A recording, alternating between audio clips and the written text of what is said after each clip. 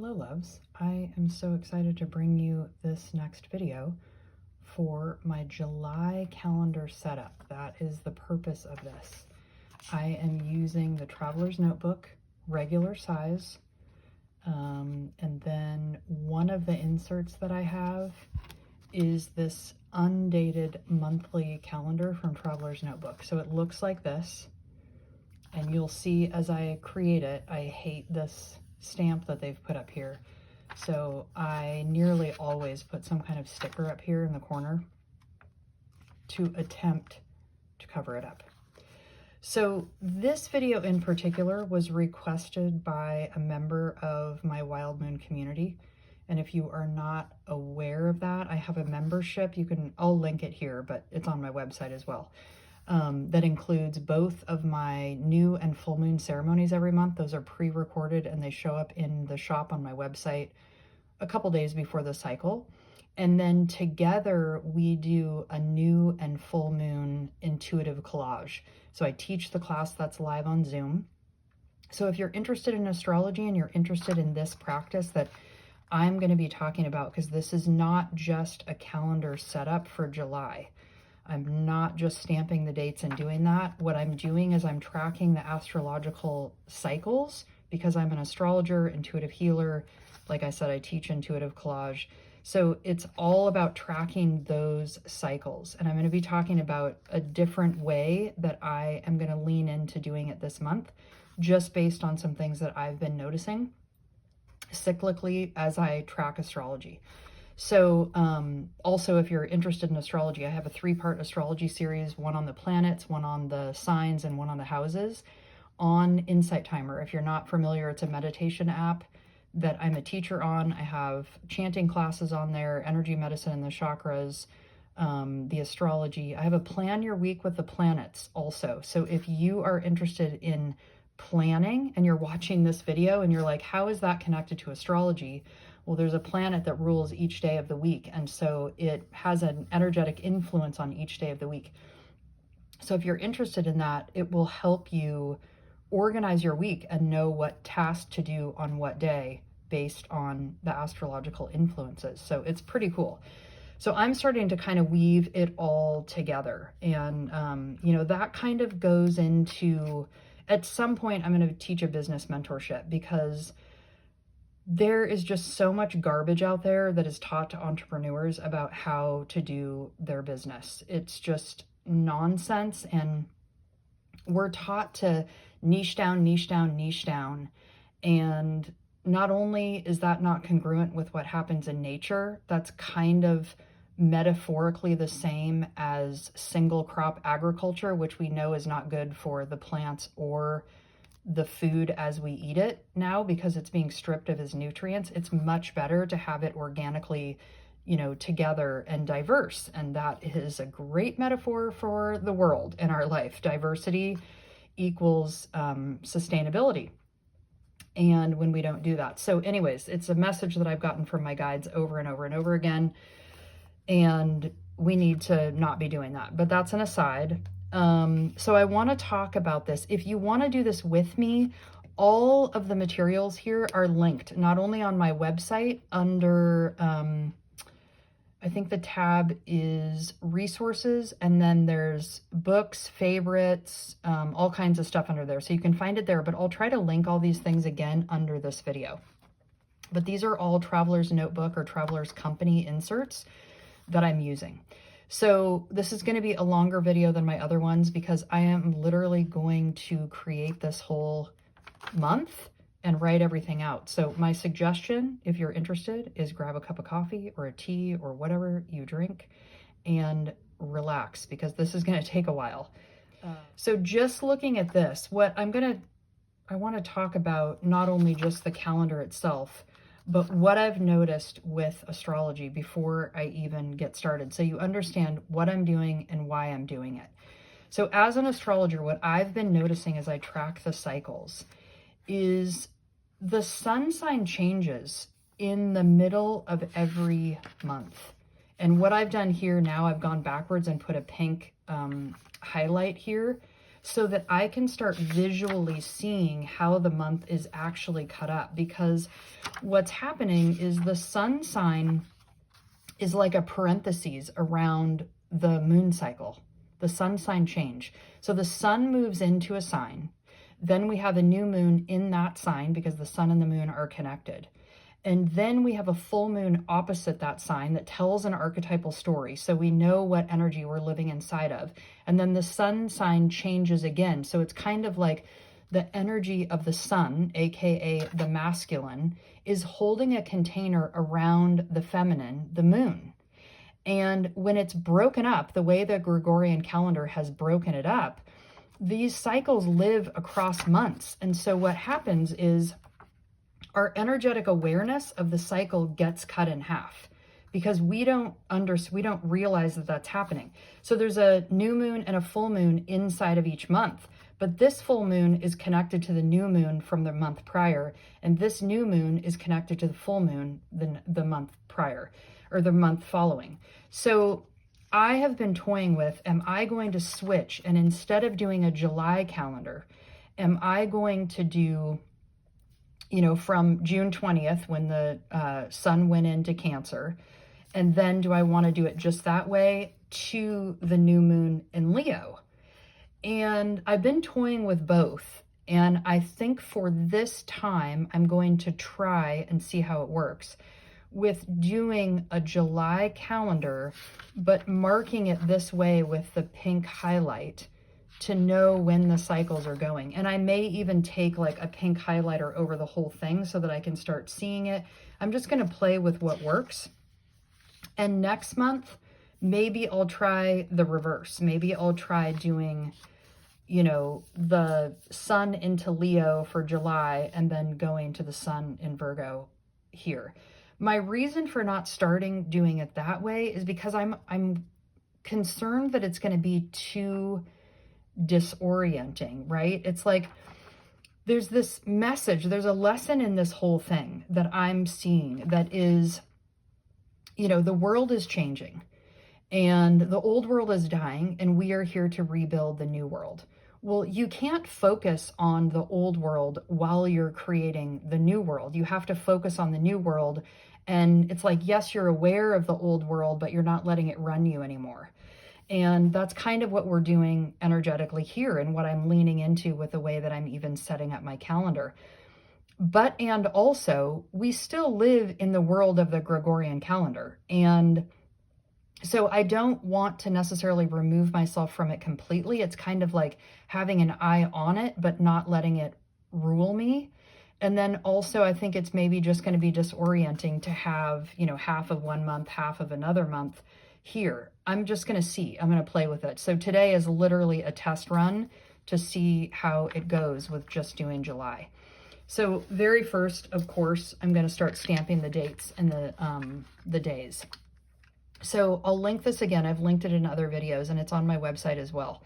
But I got this version of this because I wanted the numbers and the letters because I knew I was going to be doing my own calendaring.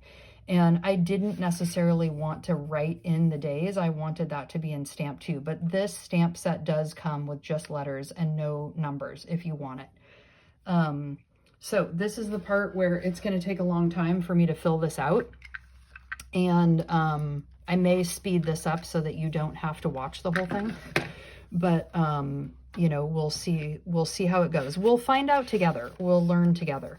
So the last day of June was the 30th. So the first day is going to be a Tuesday for July. So the very first thing that I'm going to do is the days of the week up here. And I'm telling you, you know, in the US, all calendars typically start on Sunday. I think that's interesting also. And as I've dove into this Japanese calendar thing, all of their calendars start on Monday. And I think it's interesting energetically if you look at it because it keeps the work week together and it keeps your weekend together. And so there's an energy of congruency here. In the US, the way it's split up is if Sunday's here and Saturday's here, it almost energetically has this feeling of your weekend is split up. Like this is a work day to get all your shit done. And then, you know, Sunday is the day that you're prepping to go back to work. And so there's kind of this energetic split. So I think it's interesting just because of the Japanese way of doing it. I'm like, I'm going to stick with that and see how it goes. And it's been going okay because I like the idea of the weekend being together. So we'll just see how that goes. So I'm just going to start. And of course, if you have the supplies and you want to do it along with me, of course, you're welcome to do that. I don't expect that people that are watching this necessarily have all the supplies ready to go.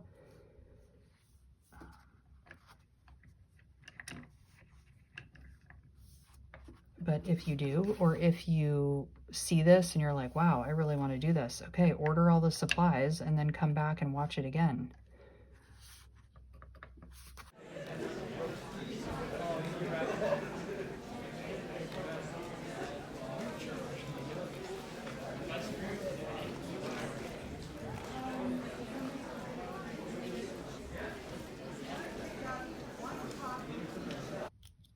Okay, so now that we got that done, oh, I forgot I'm going to need that for July. So let's talk about stickers and decorating this a little bit, because I feel like, for me anyway, if I have the stickers already laid down, then I kind of know what other space I have to play with.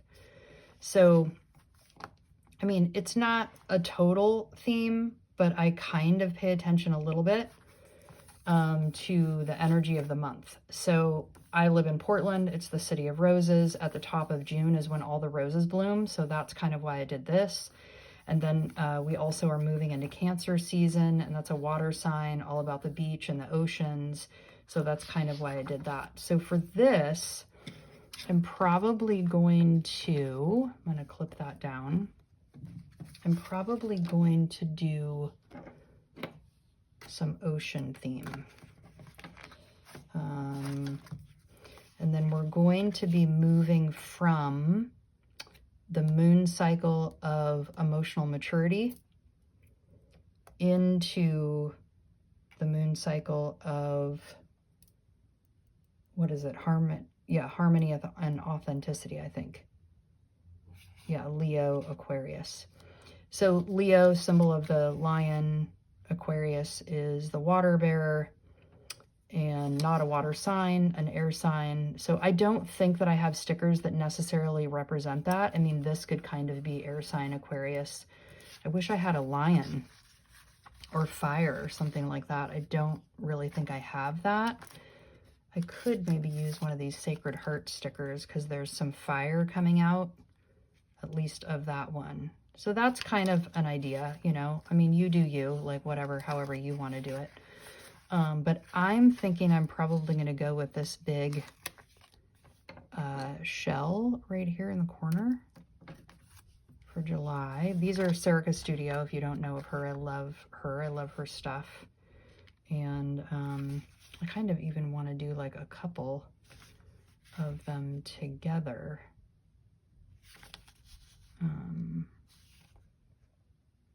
Okay, so let's think about that. And then, so now that I've stamped the dates, I know that I've got this extra space here, so I can do some other things with stickers there. Like I could put that. I thought of this because I was thinking that we were going into transformation after this, but we're not. We're going into that authenticity and harmony. So I'm considering this one.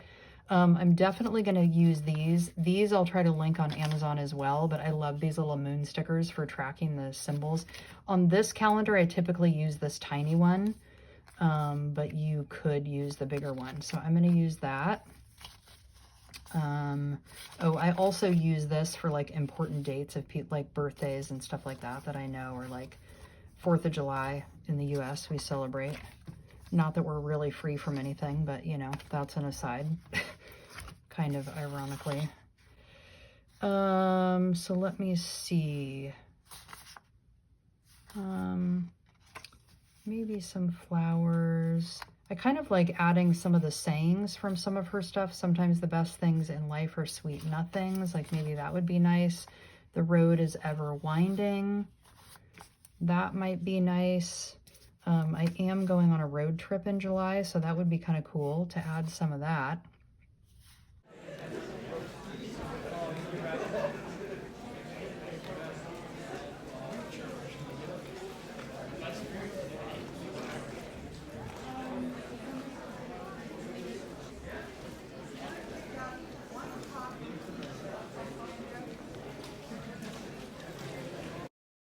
So now that we've done all that,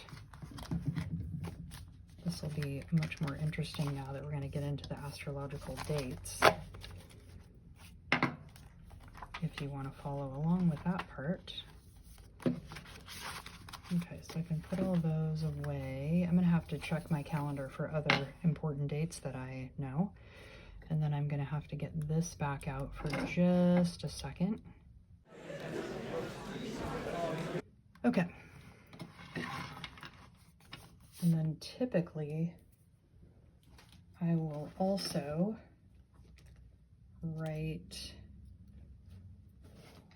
let's see, what color have I done it in? I guess I've always done it in black. I like to write goals off to the side. So I will do that in black.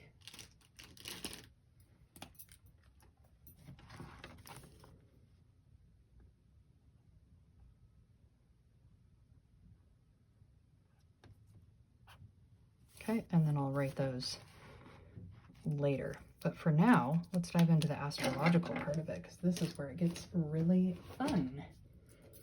Okay, so we are going to have a full moon in Capricorn on July 10.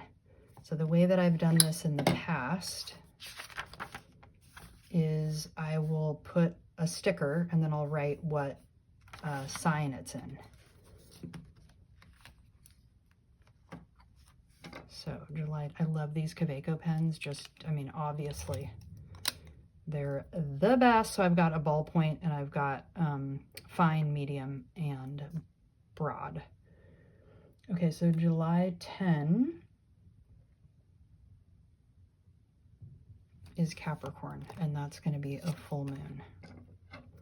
So full moon is the all the way white. And there's only, you know, it's because it gives the whole symbol. I just go with the one that's closest, even though that's not really the whole thing. So what did I say? July 10. And might as well do the other one now too. And then the full moon in Leo is going to be on the 24th. Or wait, new moon, I mean. Okay, so I want to find one that's all the way dark. New moon is on the 24th. Okay. So then I'm going to write Capricorn. And this is Leo. Okay. Then I'm going to start to write all of the other things here. So the sun is going to move into Leo on the 22nd. Leo, sun. And I like to do it like that so that it kind of stands out at the top. I've done that this way as well. Okay, so Leo, sun. I'm going to add my highlighter here so that I know that here forward is part of a different moon cycle and here backward is part of the previous cycle. Okay, and then the other important dates, let's see, Saturn is going to retrograde on July 12.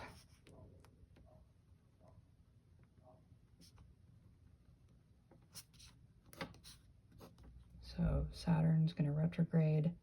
Neptune is going to retrograde on the 4th.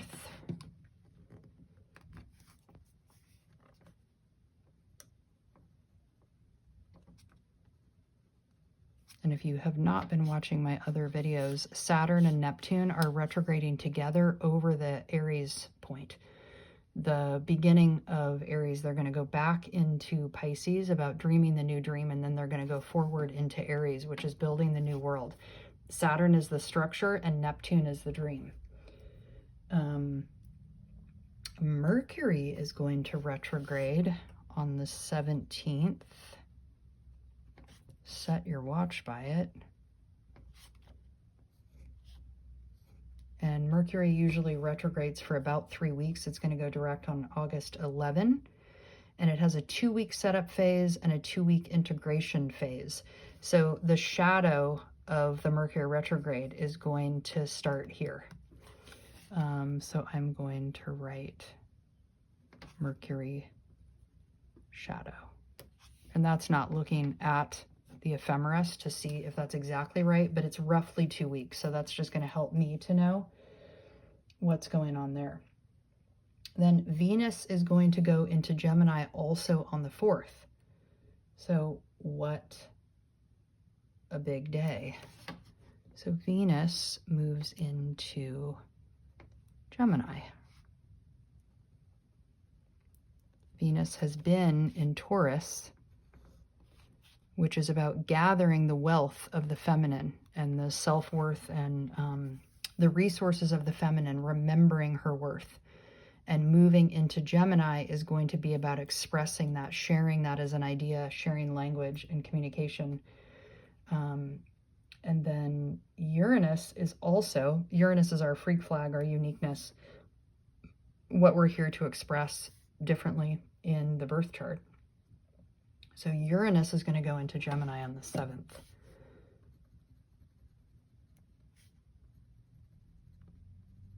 And so the way that I'm seeing that, because Uranus and Venus have been in Taurus together, that the feminine resources are the uniqueness, and the feminine resources are your value. Like there's a relationship there happening, and then they're both going to go into Gemini together and be talking about it and sharing that as an idea.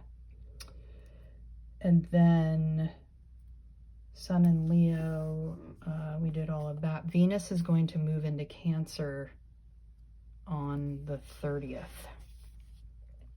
Is that right? Yeah, Gemini, Cancer. So Venus, I hope my head is not in the video. Okay, so that gives you kind of an idea of what and how I'm tracking this.